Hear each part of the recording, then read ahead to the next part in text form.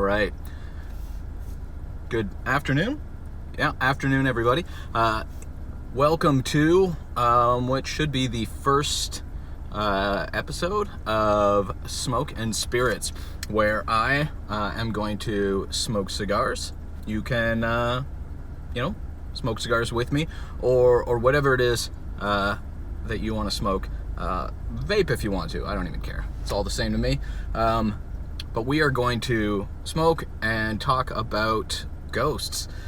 So for this first episode, I kind of wanted to go over some photography tips with you. So we're going to do kind of my top 5 things that you should know when you are trying to take successful pictures when you are investigating a haunted or supposedly haunted place. So, smoke if you got them, and let's talk ghosts. For starters, I'll let you guys know I am smoking just a house cigar from my local cigar shop. It's a I don't even remember anymore.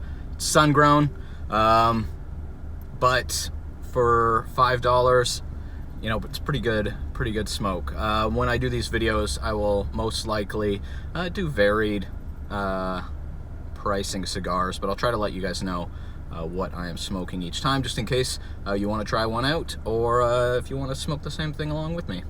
So, anyways, let's get to it. Tip number 1. Try to get to the location, if it is an outdoor location, before the sun goes down, and just get lots of kind of establishing shots of what the whole area looks like. The reason for this is if you get some anomaly in one of your pictures, you want to be able to go back and look what that area looks like in the light. Because sometimes it's difficult to see your pictures in the dark, what might be causing a reflection, or any of the things that sometimes look paranormal. Now, if you are going to a location indoors, which most of your investigations will be, just turn the lights on. But get lots of pictures. You never know what your camera is going to get reflections off of. So it's nice to have some good established pictures in the light, just so you can see what those look like when you catch something weird. So document as much of the area as you can.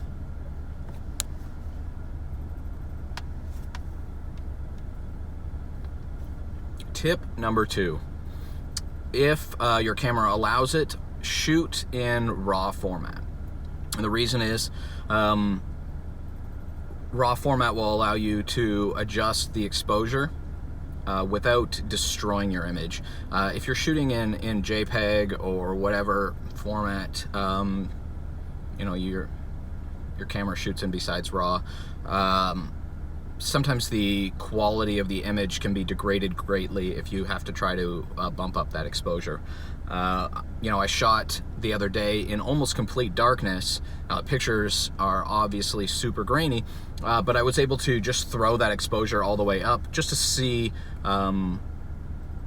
what the whole area looked like, just kind of generally, without destroying the image completely. So always shoot in RAW format, and that gives you something to work with when it comes to, taking a look at your pictures later and adjusting them.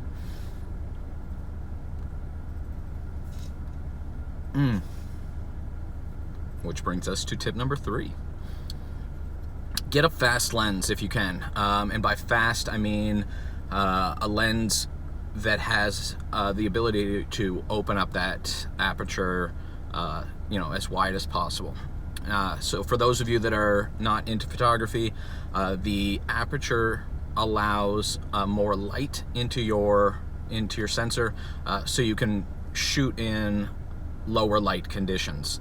The range, you can find 1.1s, 1.0s, but typically you're going to look at a range 1.2 and up.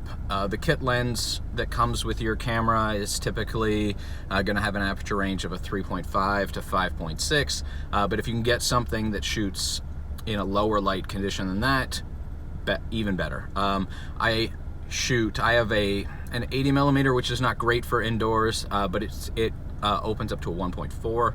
I have a 50 millimeter 1.8, and typically what I'm using right now is a 28 millimeter 1.7.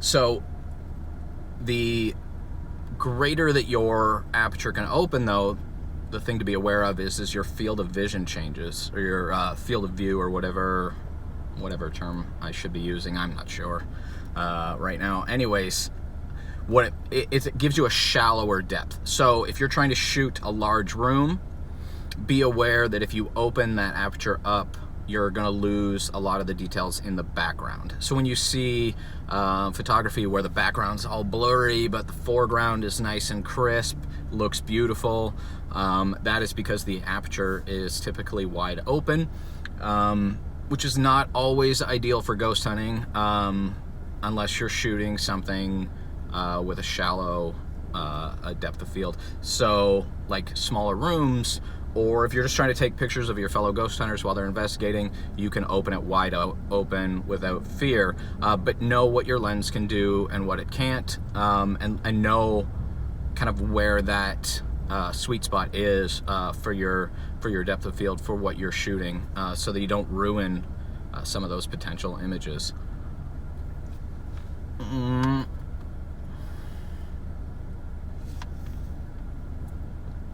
Now, tip number 4,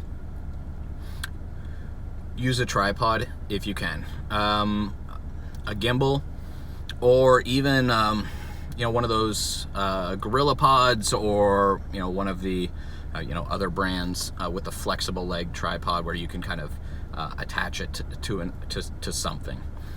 Now, when you are shooting in low light conditions, you can either adjust your camera settings manually, or your camera will do it itself, which is going to slow down that shutter speed in order to let more light in.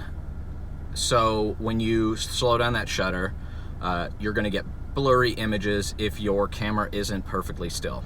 So ideally, you want to use a tripod or something that's going to keep that camera from shaking at all. And as you will find out if you opt to not use a tripod, you're going to see even a little bit of a shake is going to have a huge effect on your pictures when you have a slow shutter speed. So be aware of that. Once again, know what your camera can and cannot do, but always err on the side of caution and have a tripod if you can. It's gonna vastly improve the quality of your images, as well as just even the crappy images are going to be better off than they would be if you were trying to handheld it. I myself don't have the steadiest hand ever, and I do shoot a lot of my stuff with my hand. If you insist on shooting handheld, just try to stabilize yourself as much as possible, kind of like a sniper does when they're shooting. They take a breath, hold that breath, take the shot, and then release that breath so that you can control any sort of shake that you're going to have. You're still probably going to shake a little bit, so ideally use a tripod, a remote shutter if you can, through cable or Bluetooth or Wi-Fi or whatever your remote shutter does. Any of those things are going to help get you better low light pictures.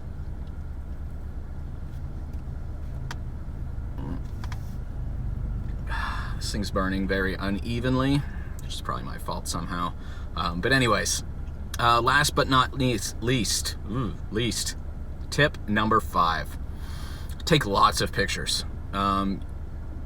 Sometimes you're going to get strange things show up, just anomalies that you want to look at. And if you have a number of pictures of kind of the same area, the same objects, the same general shots, you can see if there is a change. For example, the other day I was investigating a location, and in that location I was looking through my viewfinder, and I thought I saw like a shadow moving. Now, I wasn't fast enough to take that picture and catch that shadow moving in the picture, but what I did was I just sat there and I took 10, 12 images of the same shot, the same lighting, and all, like same conditions. I took about 10 or 12 pictures, and I did catch something in one of those 12 pictures. And so you can kind of see the lighting doesn't change,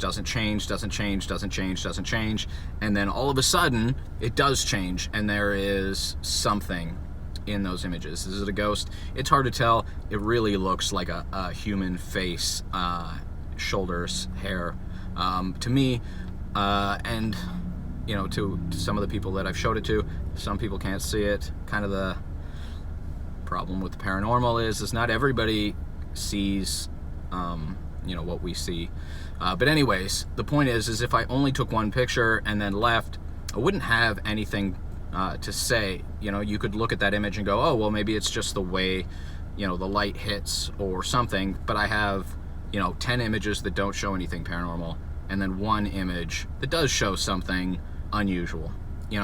So take lots of pictures.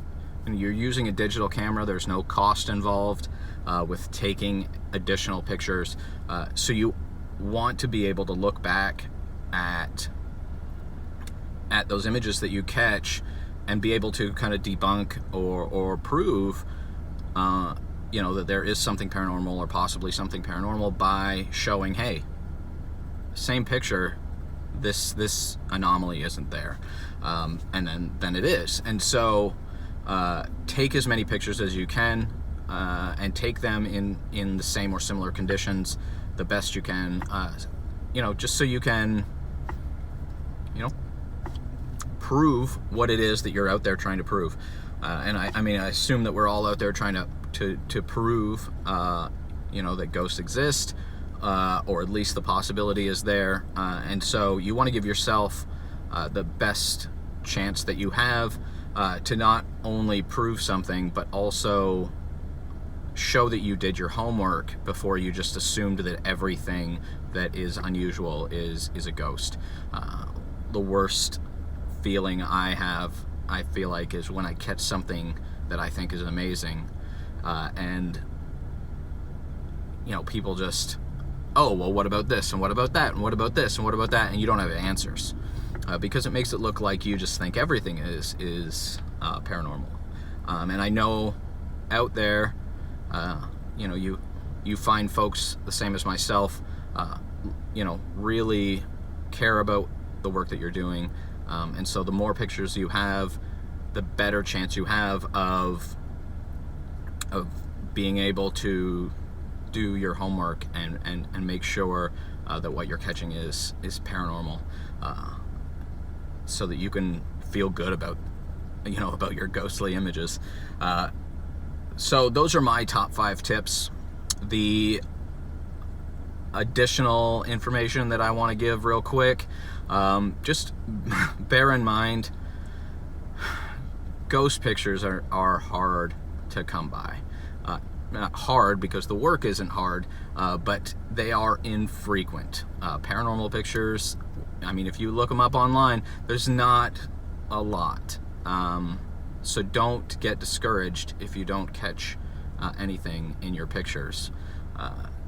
But you will get some cool pictures. You'll get some cool low light stuff. You'll get some great pictures of your group, which they'll love. The only downside is you're not going to be in a lot of them because you're on the other side of the camera, which sucks. But just enjoy it. I love photography. I certainly love taking great pictures when I'm investigating. So have fun with it. Follow my tips. If you've got any additional tips, please let me know in the comments below. Subscribe. I'm gonna do hopefully a ton more of these videos giving you guys hints and tips for ghost hunting, as well as hopefully down the road we'll do some other fun stuff like debunking my photos or your photos. I'd love for you guys to send me your stuff so I can take a look at it myself, but until then, till the next video, smoke up, and I will talk to you soon.